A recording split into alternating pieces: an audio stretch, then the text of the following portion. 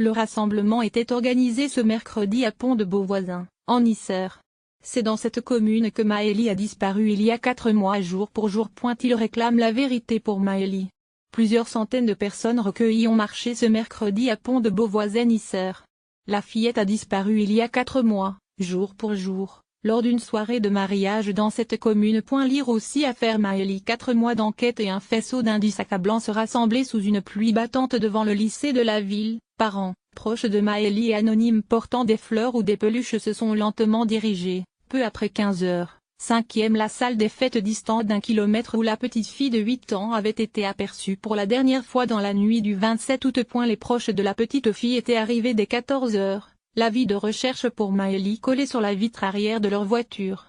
Certains portaient un t-shirt orné du nom de Maëlie et d'un gros cœur rose fluo, d'autres de son seul portrait. À l'avant du cortège, on pouvait lire en grandes lettres noires sur une banderole déployée par la famille pris en otage: la vérité pour Maëlie.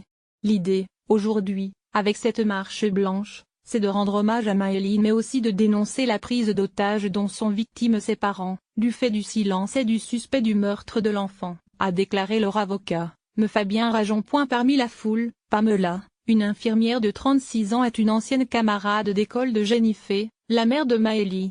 On se projette car j'ai des enfants du même âge. Quand j'ai compris qu'il s'agissait de la fille de ma copine, ça m'a retourné, confie émue cette habitante de Saint-André-le-Gaz, Isère.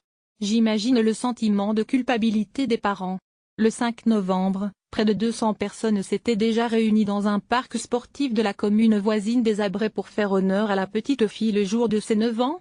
Il y a 2 jours, un sapin de Noël et des peluches, installés par la famille devant la salle des fêtes de Pont-de-Beauvoisin en hommage à Maëlie, ont été volontairement incendiés dans la nuit de dimanche à lundi. Nordal Lelandais, ancien maître chien de 34 ans qui était présent lors du mariage, a été mis en examen à Grenoble le 30 novembre pour l'enlèvement et le meurtre de la fillette.